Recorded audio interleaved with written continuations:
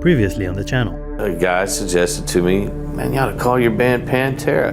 We never wanted to be the biggest band in Arlington, Texas. We wanted to be the next Van Halen. Dime went from just being a kid that played bar chords to this protege overnight.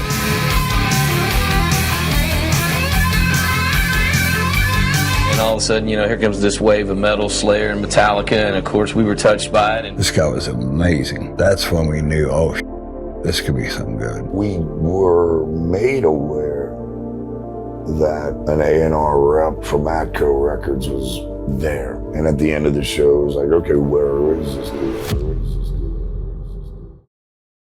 They'd gone through many changes to their style and image, as well as their lineup, until eventually everything started falling into place. I guess Mother Nature intervened and helped us get a record deal. The sudden breakthrough sent them on a journey to metal stardom, which tested their fortitude as a group. When your audience is looking at you different, when your band members are looking at you different, oh man, what is wrong with Phil? And brought them face to face with their own mortality. Pantera vocalist Philip Anselmo was rushed to hospital in America. How were they discovered? How did they handle their newfound success? And why did they come to resent each other? In this video, we'll cover the major label recording career of Philip Anselmo, Rex Brown, Vinnie Paul, and Dimebag Darrell. This is the story of Pantera.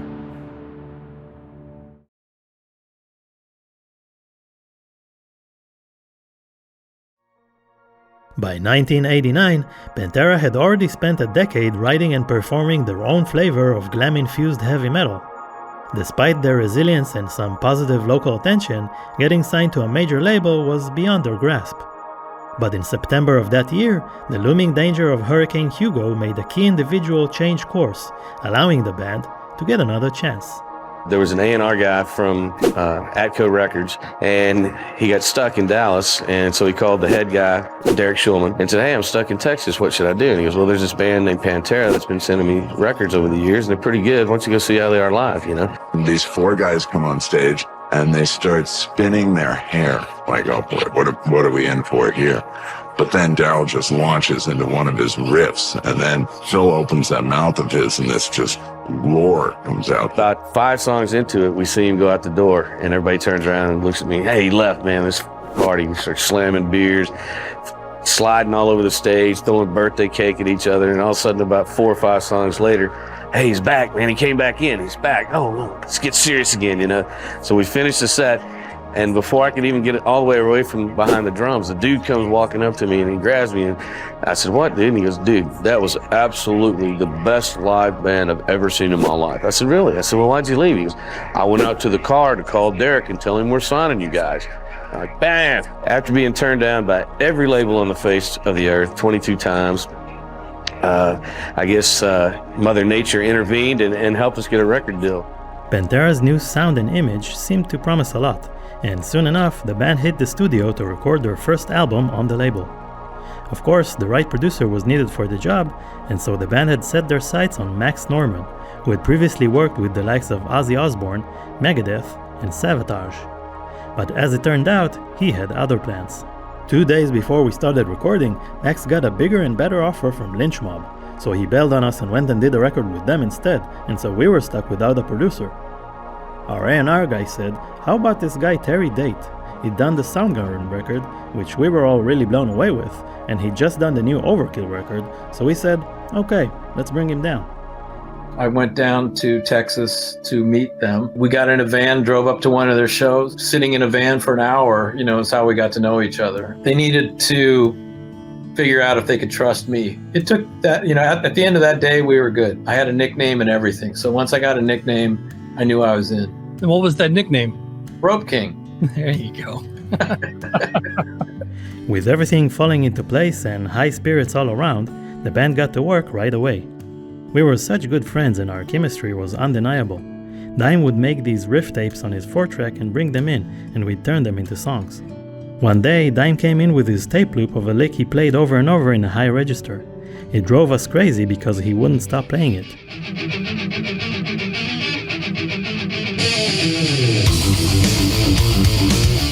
Pantera's transformation and resurgence from their relative obscurity in the 80s was finally realized in their 1990 album titled Cowboys from Hell.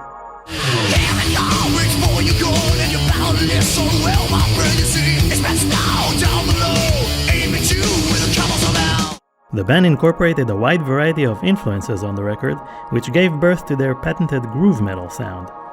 Cowboys from Hell, it's like tongue-in-cheek, you know, it's like, what's wrong with this picture? You know what I'm saying? It's like, you figure a Texas band is like ZZ Top, stuff like that, southern rock or something, and then you got a band like us, you know, not exactly thrash, but definitely not Chet Atkins. Yeah, okay. Exactly.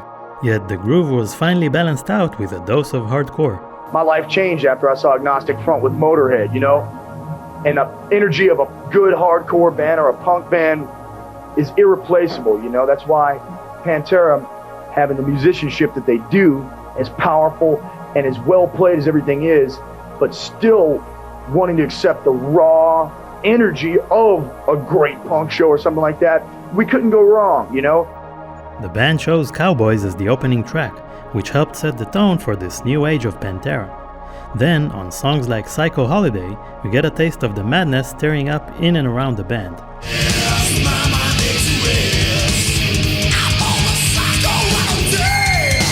It was Anselmo's short temper which inspired the song's title, and leading him to briefly move back to his hometown in New Orleans. So I was sitting there and I wrote on a pad Psycho Holiday, because he was psycho and he was going on a holiday. The album also had a softer side, such as the 7-minute track featuring acoustic guitars titled Cemetery Gates.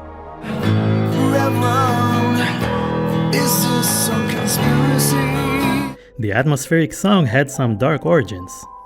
Well, a couple of years ago, I had two real close friends of mine, and they were guys. And we just grew together, you know, and they committed suicide. This real good friend of mine who committed suicide, and right after that, Alma, I think my other friend copycatted it in a way, and he killed himself also, and you know, and that was real rough. Anyway, I wrote Cemetery Gates in context of boy-girl, so it wouldn't be so, I think it would be disrespectful if I wrote a song about my dead friend. I just do, you know, I think it'd be, well, you know, my friend died and I feel sad and all that. You know, nobody wants to hear that, I don't think.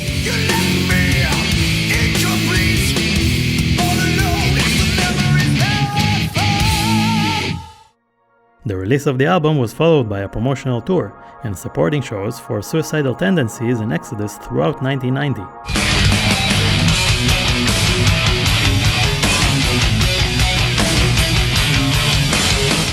During the tour, the band got to meet one of their heroes. In 1990, I think it was, when we were rehearsing for the Painkiller tour up in Canada, I was in my hotel in Toronto watching a show up there called Much Music. I turned in and I saw this guy in a British Steel shirt, you know, talking about metal and talking about his band Pantera. And just listening to him speak so wonderfully about his band, about metal, about the fans, I thought, this guy is just real. I can sense it right away. So I called up Much Music and I said, is that guy still there? And they go, yeah. I said, would you mind asking him to wait? Because I'll be there in 5 minutes. And we met for the first time and we hit it off instantly. And that night they were playing at a little club somewhere in Toronto. And I went and jammed a couple of pre-songs with them. And I thought, this band is going to be huge. So I told the rest of the guys, I said, you know, when we do Europe, after we do the American leg, we should take this band with us. We should take Pantera to Europe with us. And everybody said, yeah, let's do it. Along with the on-stage collaboration, they joined forces in the studio as well, writing Light Comes Out of Black, a song which was featured on the official soundtrack of Buffy the Vampire Slayer.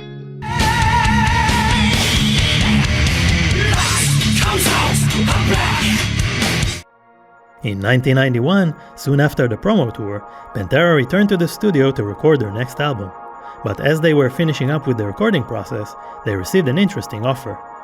We get a call to go to Moscow? What? What's this?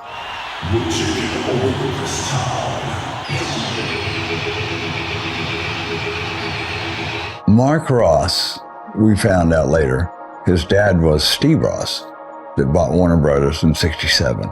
So Mike said, look, I'm putting this, HBO's putting together this huge package, the Monster Rock tour.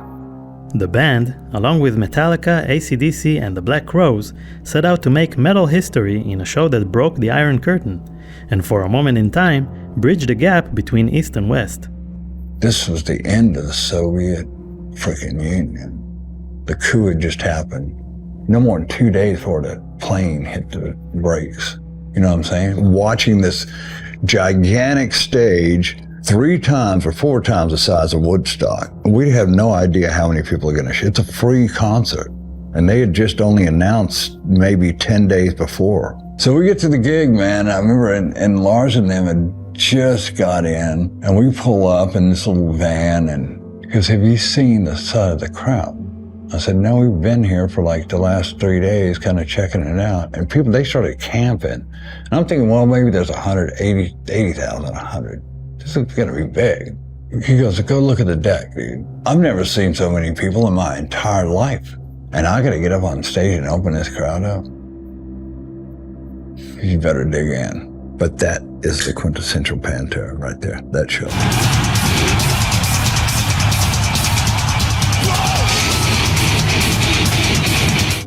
The concert was one of the biggest in rock history, amassing an audience of more than 1 million people by the time the last note echoed off the stage. Still, playing at such a historic event was not enough to quell the ambitions of the young band, who had set their eyes on the next target. This video was made by humans. If you prefer that over AI-generated content and don't mind the funny accent, then you're at the right place. As you might expect though, making these videos takes a lot of time and effort. But with your help, we'll be able to hire more writers, editors, and other staff, which will help us produce more videos on the greatest bands out there. If you'd like, you can chip in via Patreon or by becoming a member right here on YouTube. Just follow the link in the description or scan the QR code on screen. I appreciate your support, and now back to the video.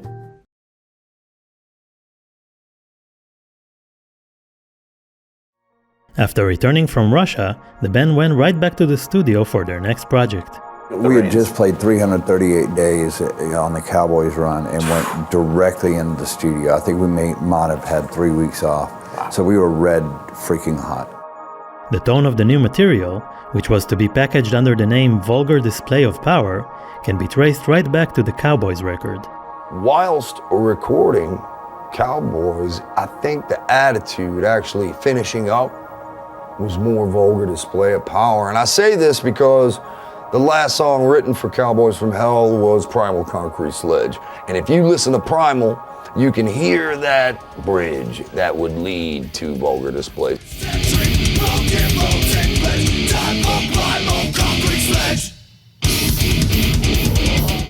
The band had a clear goal: to continue down their established path in a period where many of the bigger metal acts elected to go the other way. Everything started to change toward the early 90s. And all these bands got a little bit softer, and we said, you know what? Screw that. We're gonna go a little bit fucking heavier. But still keep the hook. Still keep that thing that grabs you. But let's see how far we can take this.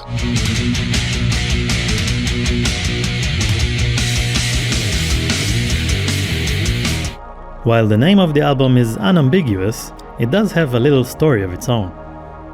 The phrase vulgar display of power jumped out at me, and where it came from didn't hit me until later. And then I was like, oh, it's from The Exorcist. Nice line there, William Peter Blatty. That's much too vulgar display of power, Karis. Released in 1992, the album peaked at the number 44 spot on the Billboard 200 and spent a total of 79 weeks on the chart. Our objective these days and in the past and since day one has always been to be extreme, you know? Tracks like Walk drove the point home.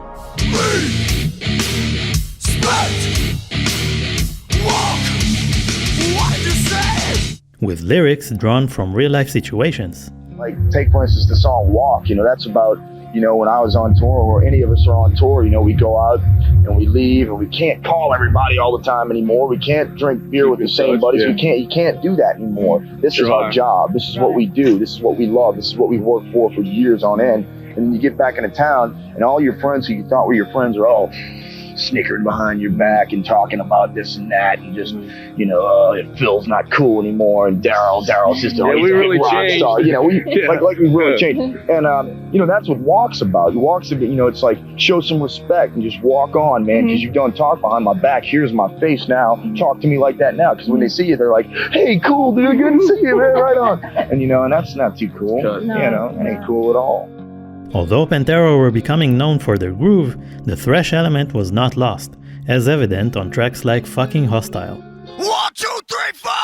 Almost every day, I see the same face. A broken picture too. It's the attitude. Some of the vocals, like on Hostile, he did his vocals in the control room with me. When we were done with the vocal take, he just took the mic and threw it into a garbage can next to the board that had a bunch of barbecue sauce and stuff on it, and it fed back, and that's the feedback that you hear at the end of that song. Similar to the previous album, Vulgar had a softer side as well in This Love.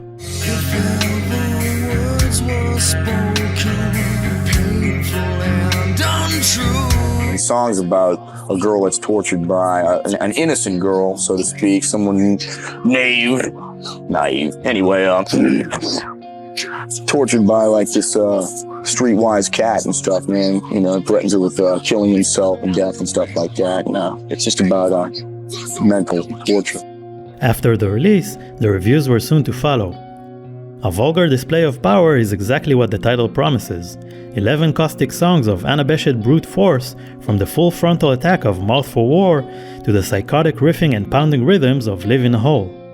Their tough edge slashes painfully through deep introspection about personal relationships.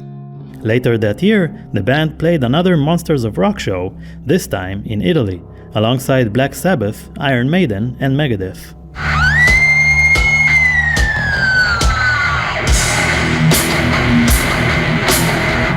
The band spent the next period playing non-stop around the world, and soon after went back into the studio once more. The events that followed could not have been predicted.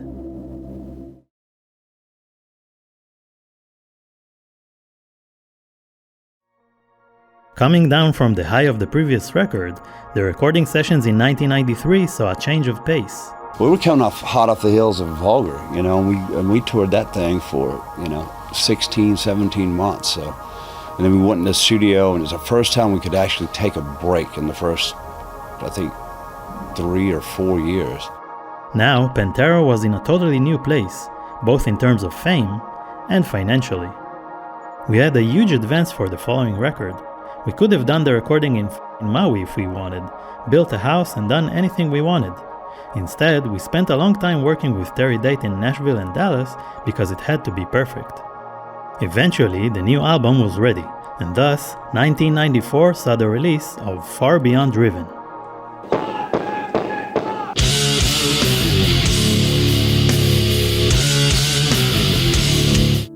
The album exploded in popularity within the first week of release and became the band's fastest-selling record overnight. Pantera had now completely broken through the surface of mainstream rock, and it seemed like there was no stopping them. Far Beyond Driven, Pantera's third major label release, surprised just about everybody when it debuted at #1 on the album chart a month ago. Well, I think we expected to be in the top 10. I don't know if we really thought it could do #1. But, the reason why it happened is, not because of any crazy thing or there wasn't anything else out there. It's just because, we spent 4 years on the road for the last 2 records, touring nonstop. And we got the most devoted, loyal fans out there. And when the record came out, bam, they went and got it. The album is also the first time Daryl and Rex were credited as Dimebag and Rex Brown, respectively. The new material was heavier, and the album cover stepped up the violence.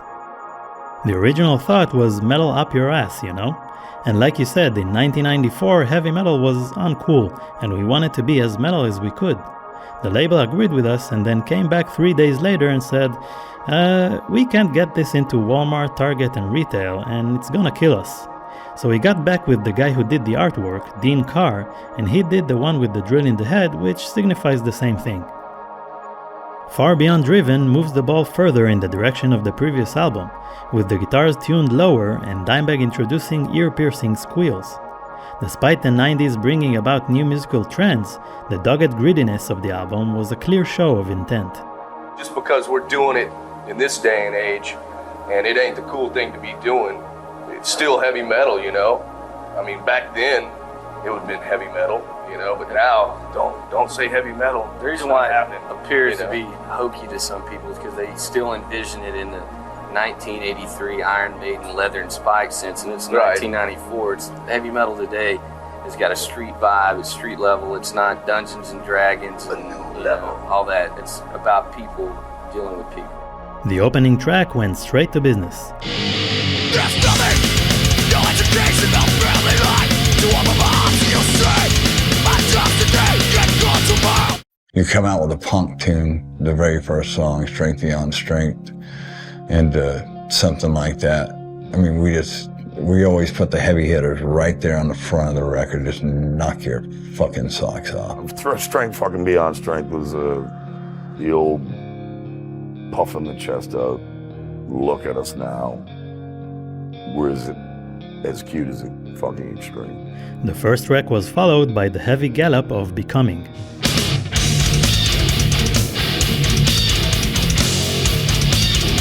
Dime had just gotten that whammy pedal, that tech, octave pedal. So he started playing that riff, that one. And then I heard Vinny's kick drum, his feet, and I'm going, what in the is he doing,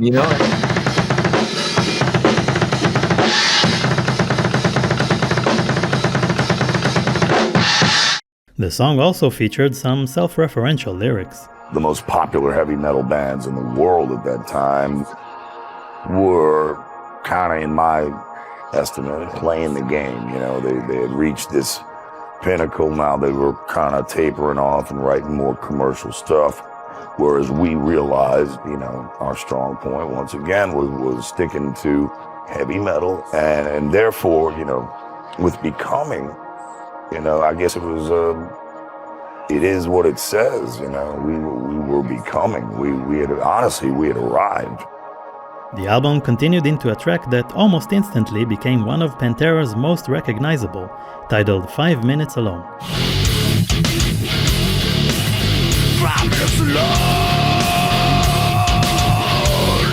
Released as one of the 4 singles from the album, the song was inspired by a strange incident at one of the band's shows. We were opening for Megadeth and there was a guy who was flipping us off the whole show. And so we stopped the show and I was like, listen, in case you haven't noticed, there's 18,000 people who really dig what we're doing. You're the only one doing that stupid shit without even having to egg the crowd on. 10 guys just jumped the guy and beat the shit out of him. His dad called the manager after all the lawsuits and this and that and basically said, I don't care about any lawsuit. I just like to get that Phil Anselmo 5 minutes alone. And my manager answered him back, no, you wouldn't. The next track was also made into a single and named I'm Broken.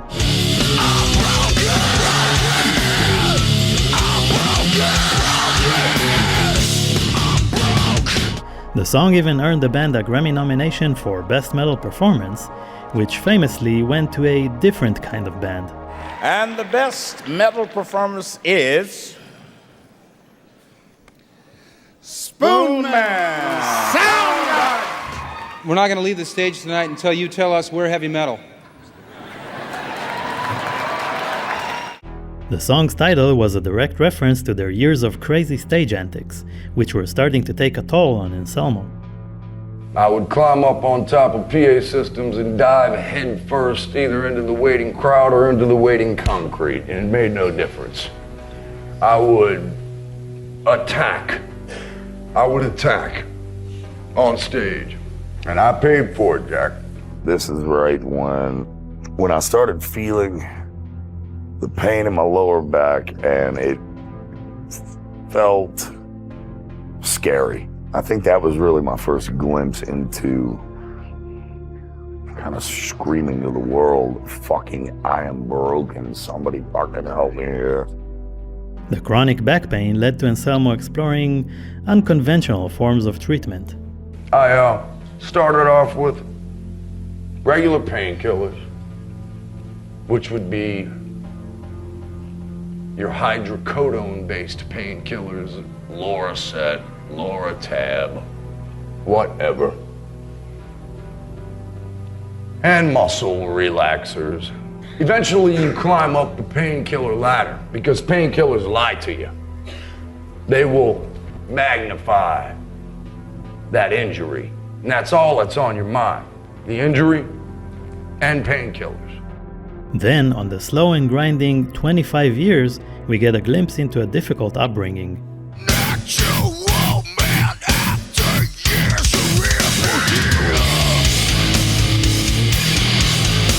25 years was written about my father, and I at the time, had a gigantic falling out with him, and I resented the fuck out of him. And it was a time capsule of how far he and I had not come. Closing the album was a cover of one of Black Sabbath's more mellow tunes, Planet Caravan.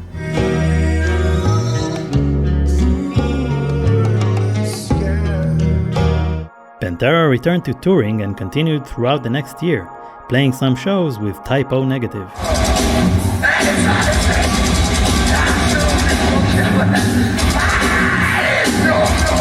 During this time, Anselmo's injury was becoming increasingly difficult to manage, and the singer opted to travel between dates in his own bus. Phil started isolating himself from the rest of us.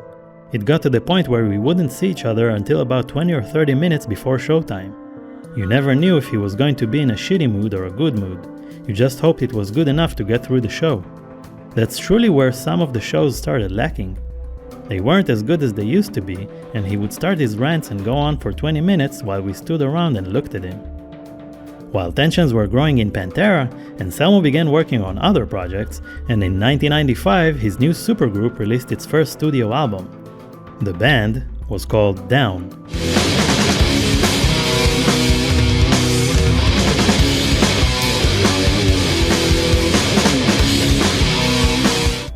Soon after, in the late cold months of the year, Pantera went into the studio once again to record their fourth studio album.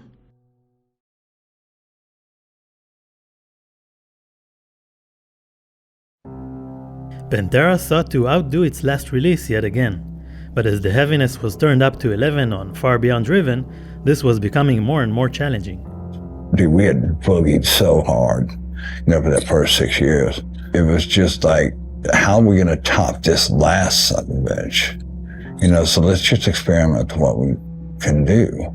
Phil had moved back to New Orleans, so he was kind of flying in when the band would have some songs kind of worked out.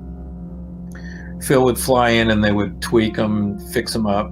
I was in a superbly dark fucking spot when we did that record. And I remember about doing it was pretty ugly, but I was surrounded by beautiful things. I was at Trent Reznor's studio, and Terry Day would come fly down and work with me. It was the first record I did away from the band. Meanwhile, Anselmo's search for pain relief slowly developed into a full-on drug addiction. Up the ladder I went. Stronger painkillers, stronger painkillers, stronger painkillers, and you hear, and you damn well know, when your audience is looking at you different, when your band members are looking at you different, oh man, what is wrong with Phil? What is wrong with Phil? You get a little tired, you get weary of it. You feel like this 20-something-year-old, which I was, juggernaut, man. You want to leap out of your skin, but you can't anymore. You can't just hang out anymore because it hurts to hang out. Or you're too loaded.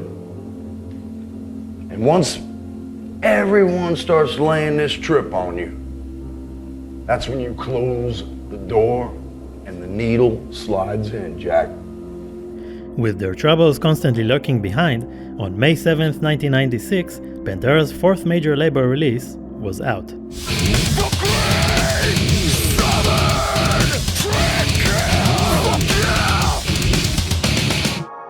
The Great Southern Trendkill reached the #4 spot on the Billboard 200, despite its explicit and radio-unfriendly nature. I mean, it was the most chaotic, most unorganized, most against-the-grain record that we ever made. That being said, it came out at a time in 1996 when rap metal was coming in, and I even remember us getting a phone call from the president of our label calling us in and saying, hey, you guys need to be sure and, start rapping on your record, add some rap to it. And we just kind of latched it. Okay, we'll get right on that. And anyways, that record was really designed as just a gigantic bird finger to the music industry at that time. And I think it really accomplished, what it was all about.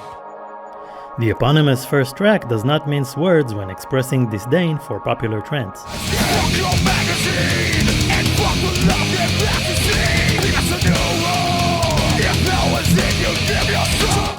Then on War Nerve, the attack on the media is intensified as the tempo is slowed down.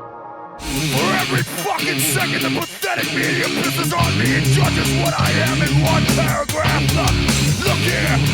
This song, and likewise the whole album, picked up fans in some unexpected places. The Great Southern Trendkill is so unrelentingly dark. The lyrics of War Nerve are the most unrelentingly evil lyrics you can imagine. They make church-burning Norwegian Satanists sound like Sunday school teachers. The song was among several on the album to feature vocals by Anal Cult frontman Seth Putnam.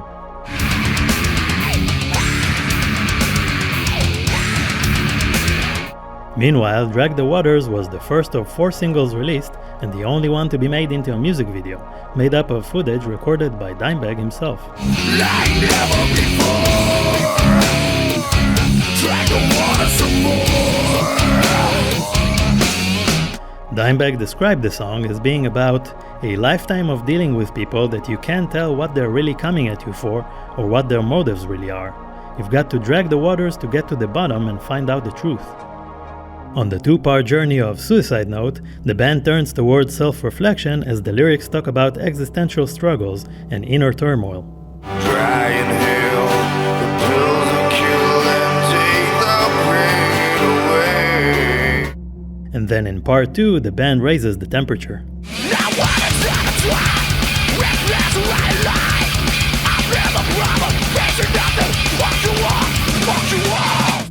The final song on the album, titled Floods, uses a bit of biblical imagery to express their frustration with society.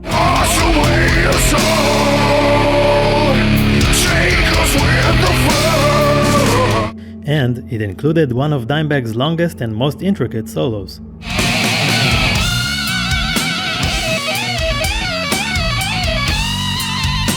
In a review for Rolling Stone magazine, critic Sandy Masuo said of the album, "The world is full of musical extremists, but few of them work those extremes as hard as Pantera. Combining forces both compelling and repellent, the album seethes with sentiments that are as harsh and grinding as the music that carries them. Pantera lashes out at cops and criminals, addicts and addiction, posers and punks, the affluent and the underclass, with equal venom." With the release out of the way, the band was ready to go on tour, bringing I Hate God and White Zombie along with them.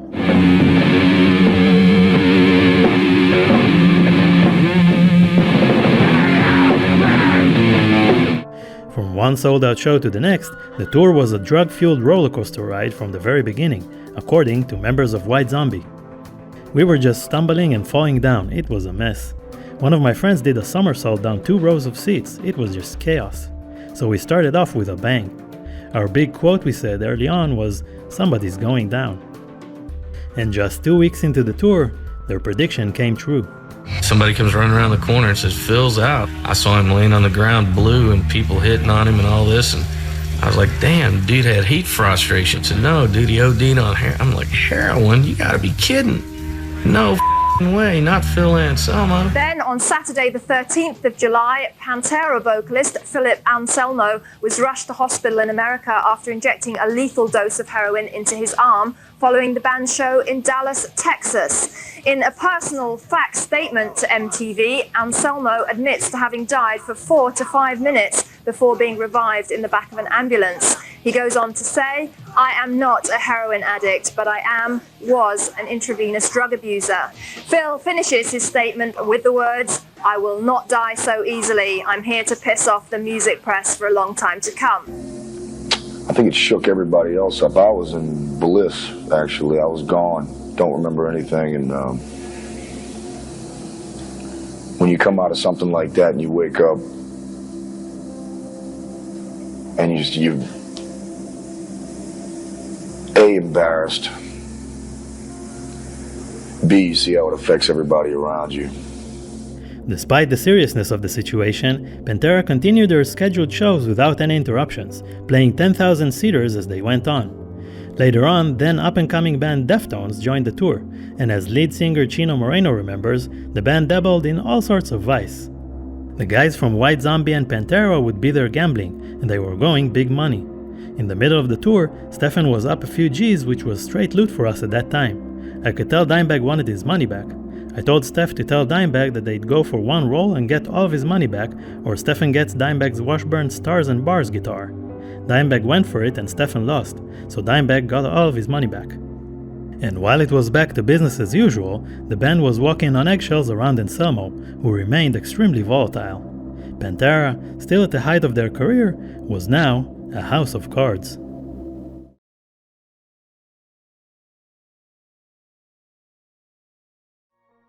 With the tour ending in late August, the band took a few months' rest, and in January 1997 they hit the road once again, sharing the stage with acts like Marilyn Manson, Type O Negative, and their personal heroes in Black Sabbath.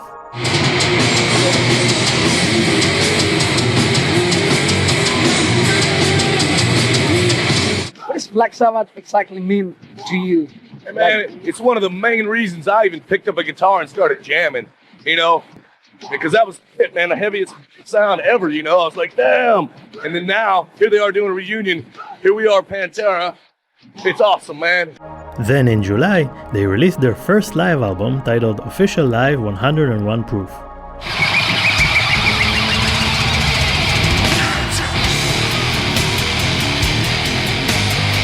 Along with the 14 live recordings, the band also released 2 brand new studio tracks, one being Where You Come From,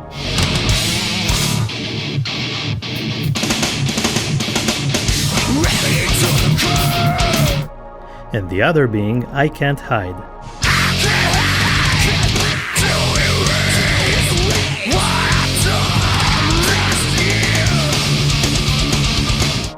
Commenting on the album, Vinnie Paul said, "We felt like after 7 years of playing live that we wanted to put out a record with all our best tunes. Songs that have our own TLC instead of all that foolishness that happens when a band puts out a greatest hits album or some overdubbed live album." The band then spent the next year or so touring most of the time and taking intermittent breaks throughout. A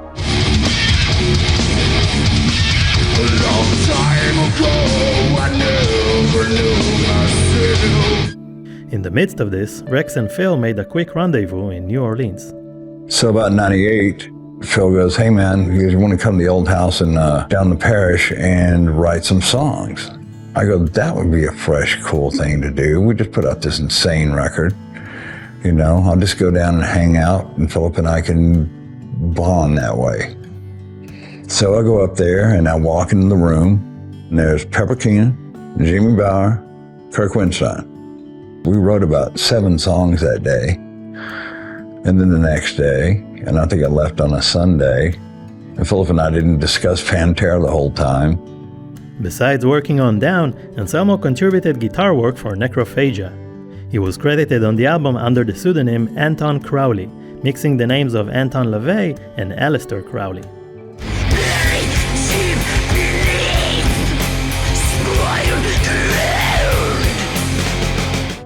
1999 saw the emergence of more side projects, with Rex Brown and the Abbott Brothers joining forces with an underground country musician.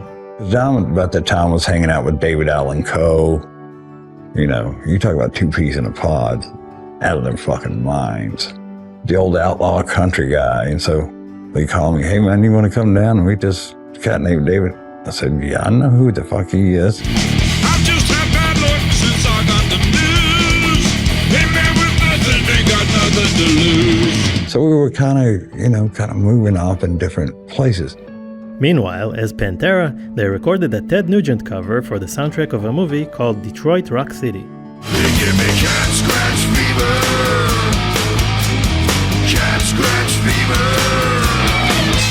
Another unique and spontaneous collaboration came about with their favorite hockey team, the Dallas Stars.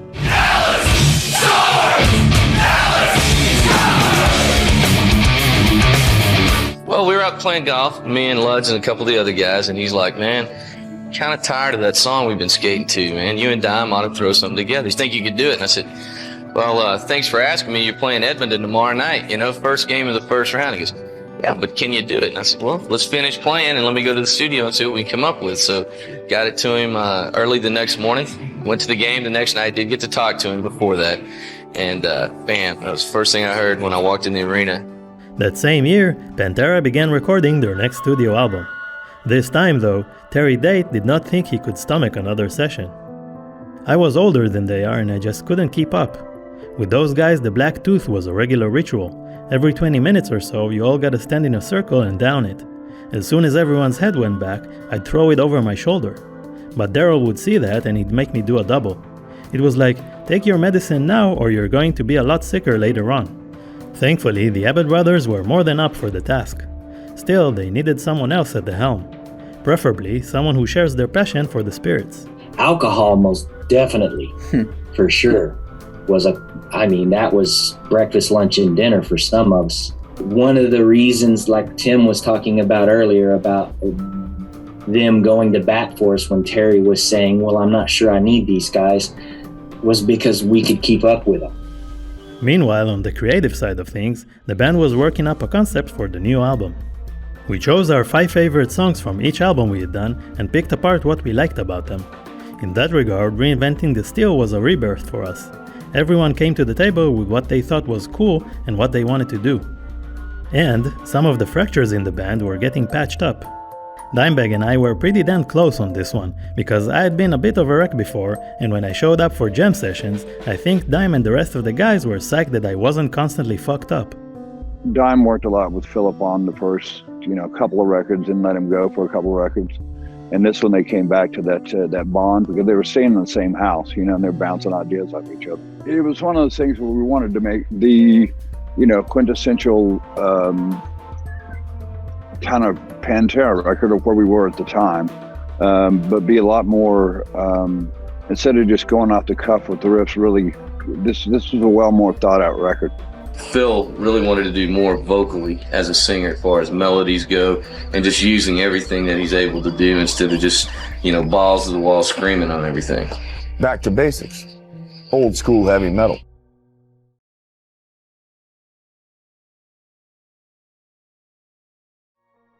With everything in place and after a couple of months of meticulous recording, on March 21st, 2000, Pantera released Reinventing the Steel.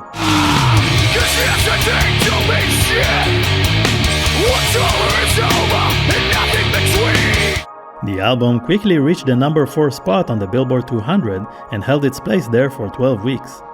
As for its overall reception though, the album's orthodox metal approach was an oddball among the many new acts around that time. When that record came out, it was the start of all these new metal bands were coming on the scene, and sometimes it's all about timing. Did it come out at the right time, or did it get the push it needed? And I think it's one that didn't get the fair shake. Reviews of the album were generally positive, with some caveats around the promise of its title. The great thing about these terrifying Texans is that they don't in fact reinvent the steel when it comes to heavy metal. Just when a song comes close to being catchy, guitarist Dimebag Darrell and drummer Vinnie Paul chop it up with squealing dissonance. Reinventing the Steel is both dumber and smarter than it has to be, brutal enough to please the underground purists, and familiar enough for weekend headbangers. For the album cover, the band chose to use a photo taken during a party at Anselmo's house. That guy used to work for me. His name is Dustin.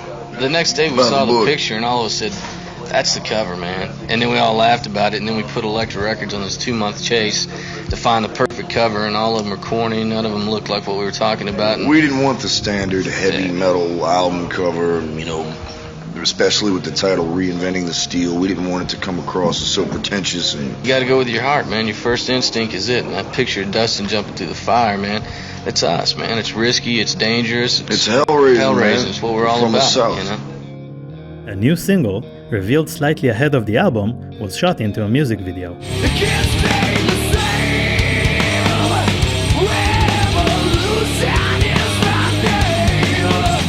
While delivering on the promise of more anthemic songs, the song was also a reaction against the ever-changing music culture.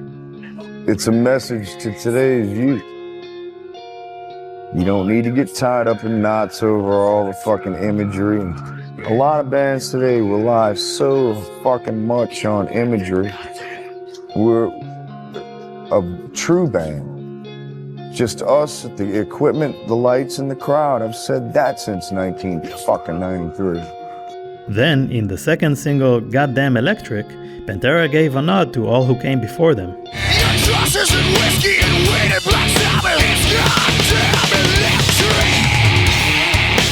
And they also got Kerry King to record a solo for the song in some unusual circumstances. He just called and said, man, I hope you guys are coming down to see us at the, Ozfest. We're playing down there tonight. And we said, yeah, guess what? You're going to play lead guitar on a new record. And he's like, oh, really? How am I going to do that? I said, don't worry about it, man. So just grabbed up some portable gear, went down. Slayer boys got up, kicked ass as usual. When they got done, I said, are you ready to do this? He goes, well, fuck, yeah. Had his tech grab his Marshall stack, wheeled it in the bathroom. I mic'd it up, played him the song one time. One take only. Bam, there he went.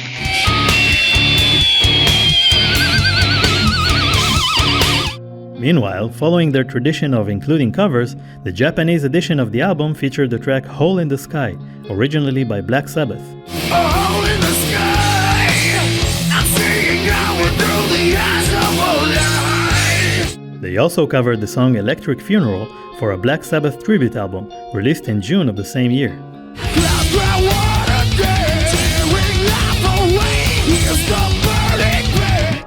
Around this time, Pantera also had a couple of their songs featured in film, with the track Avoid the Light on the soundtrack of Dracula 2000,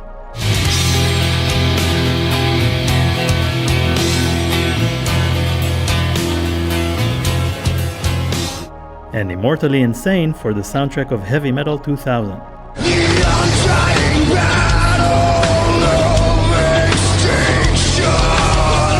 As the band was gearing up for a tour in support of the new album, Anselmo had an accident during a performance at one of his House of Shock events, a haunted house type of attraction. He fell down in the House of Shock. He's obviously one of the actors in there.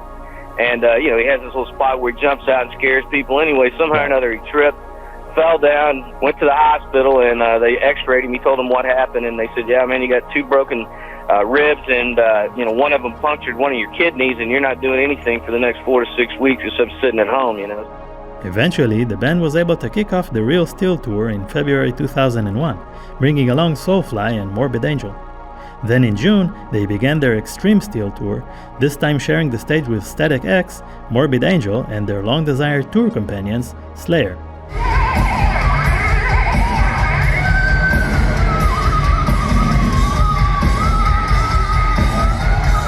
The band had also prepared a bit of a spectacle for the audience. We're gonna blow some shit up for Much Music here for a second. That's the big Pantera sign that burns, that is like on the album cover, reinventing the steel. Steel, steel, steel, extreme steel. Tell me that ain't impressive. That's Duque up there working on this light. Duque, we're about to blow some shit up. You might not want to be on that truss right now. So this is like a porno flick. This is the grand finale when the guy lets it go all over the place. Yeah! That's rock and roll, baby. Meanwhile, one of the songs from Reinventing the Steel, called Death Rattle, was featured in an animated show which had only just begun airing on Nickelodeon.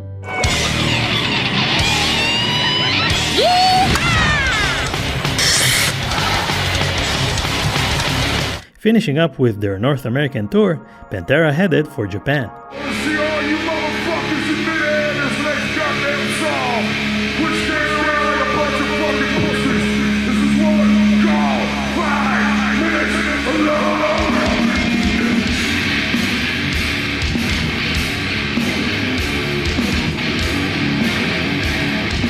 The next leg of the tour was Europe, with the first show slated for September 13th in Dublin, Ireland. The band packed their bags and flew to the Emerald Isle, arriving a few days before the show. But then, everything changed. As Matt just mentioned, we have a breaking news story to tell you about. Apparently, a plane has just crashed into the World Trade Center here in New York City. It happened just a few moments ago, apparently. We have very little information available. Oh my goodness. Oh God. There's another one. Oh my goodness, there's another one. This seems to be on purpose. I didn't feel safe being in Dublin when 2 planes hit our country, and I'm going to go tour the rest of Europe. We don't know if there's going to be another couple of planes set up. So I told the boys, I said, go set the back line up. Don't stick any cords in it. We'll make the decision from here. And that decision was made between Philip and I. It's time to go home. But with all air traffic in the US being halted, the band was left stranded in Ireland. And despite the sobering moment, they were unable to set aside their differences. During those 2 weeks in Dublin, I didn't talk to Phil once. He turned into a recluse and stayed in his room. This, together with comments Anselmo had made during the tour, was now putting the future of the band into question. Because this is our last fucking tour for a very long fucking time. It pains me to say it, but that is the fucking truth, man. Not till the next goddamn record.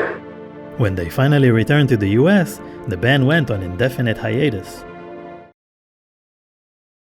Between the non-stop touring, the drugs, the alcohol, and the side projects, the strain on their relationships was much too severe, and now the Pantera machine was grinding to a halt.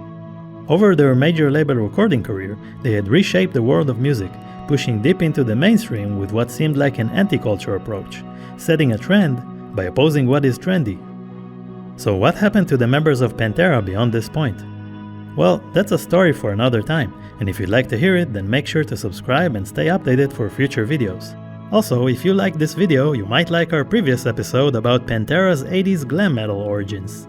My name is Raz, and from myself and the team, thank you for watching. Until next time.